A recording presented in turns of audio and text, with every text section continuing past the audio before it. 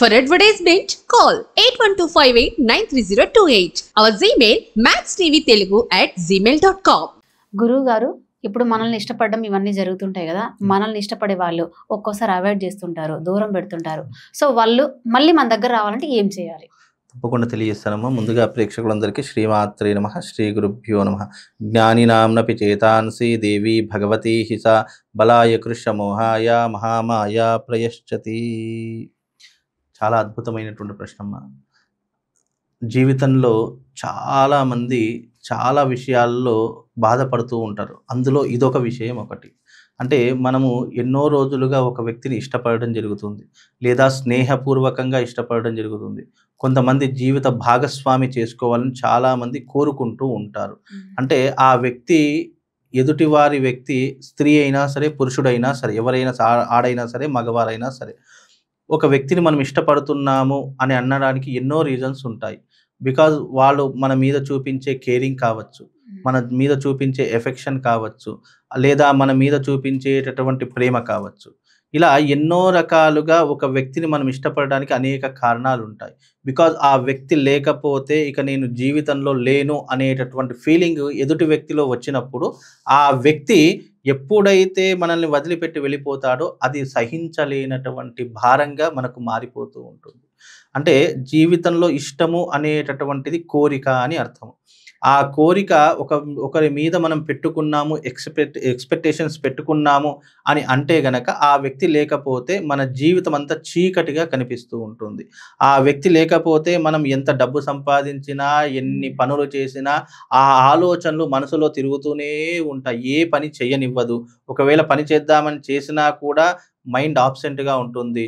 అలా ఏ రకమైనటువంటి వ్యయ ప్రయాసలు పడ్డా ఆ వ్యక్తి మన జీవితంలోకి రావాలి అని కోరుకుంటుంటే చాలామంది, మీరు అంటే ఈ ప్రశ్న ఇప్పుడే కాదు చాలామంది అడిగారన్నమాట. ఏమని అంటే, గురువుగారు నేను ఇట్లా ఒక వ్యక్తిని ఇష్టపడ్డానండి, కానీ ఇన్ని రోజులు నాతో బాగానే ఉన్నాడు, 2-3 సంవత్సరాలు బాగానే ఉన్నాడు, సడన్గా మారిపోయాడండి, నా మీద ఎవరో ఏదో చెప్పారు, లేదా నా మీద ఎవరో చెడు అభిప్రాయాన్ని క్రియేట్ చేశారు, అతను వెంటనే మనసు మార్చుకున్నాడు గురుగారు, లేదంటే ఇన్ని రోజులు మేము చాలా అన్యోన్యంగా ఉండేవాళ్ళం, చాలా సఖ్యతగా ఉండేవాళ్ళం, మేము పెళ్లి చేసుకుందాము అని కూడా అనుకున్నాము, కానీ సడన్గా ఈ రకంగా అయిపోయిందని కూడా చాలామంది చెప్తూ ఉంటారు. బికాజ్ దానికి కారణం ఏంటి అంటే గనక, ఆ వ్యక్తి ఎవరైతే మనం ఇష్టపడేటటువంటి వ్యక్తి ఉన్నారో 2 కారణాల వల్ల మనకు దూరం అయిపోతాడు.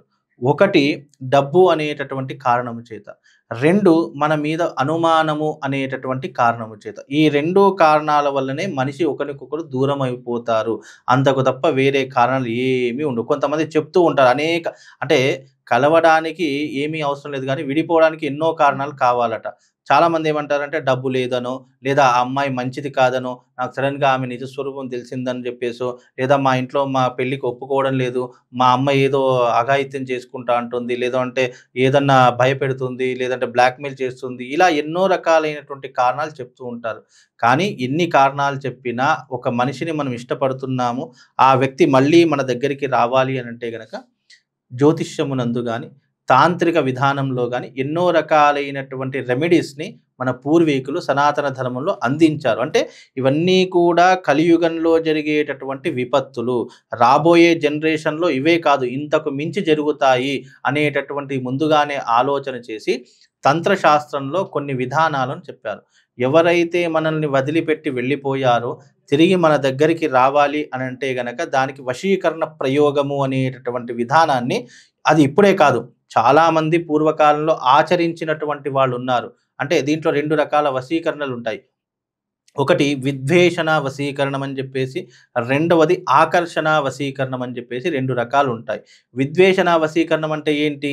మన శత్రువుని ఎలాగైనా నాశనం చేయాలి. ఇప్పుడు జీవితంలో చాలామందిని మోసం చేసినటువంటి వాళ్ళు, లేదా వాళ్ళ దగ్గర నుంచి అన్ని ఆస్తిపాస్తులు లాగేసుకొని వాళ్ళని రోడ్డు మీద పడేసినటువంటి వారు, లేదా వాళ్ళ దగ్గర నుండి ఏదో రకమైనటువంటి అవసరం కోసం ఉండి అవసరం తీరిపోయిన తర్వాత వాళ్ళను చీదరించుకోవడం, లేదా వెళ్ళగొట్టడము, లేదా వాళ్ళను జీవితంలో నాశనం చేశారు అని అనుకునేటటువంటి వాళ్ళు విద్వేషణ తంత్రము అని చెప్పేసి సనాతన ధర్మంలో తాంత్రిక విధానంలో చెప్పడం జరిగింది. విద్వేషణ తంత్రం అంటే ఏంటి?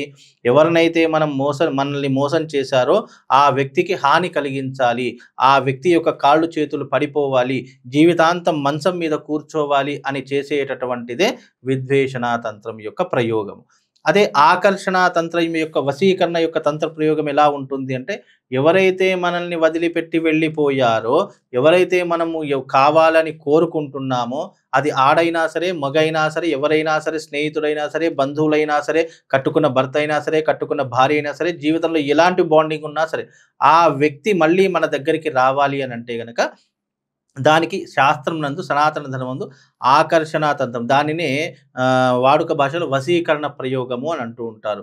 అలా ఆకర్షణ తంత్రాన్ని చేసినప్పుడు ఏమవుతుందంటే, ఎవరైతే వదిలిపెట్టి వెళ్ళిపోయారో మళ్ళీ వాళ్ళు మన గురించి ఆలోచించేలా, మళ్ళీ వాళ్ళు మన గురించి బాగుగా ఆలోచించే విధంగా మళ్ళీ వాళ్ళ జీవితంలో ప్రారంభమవుతుంది.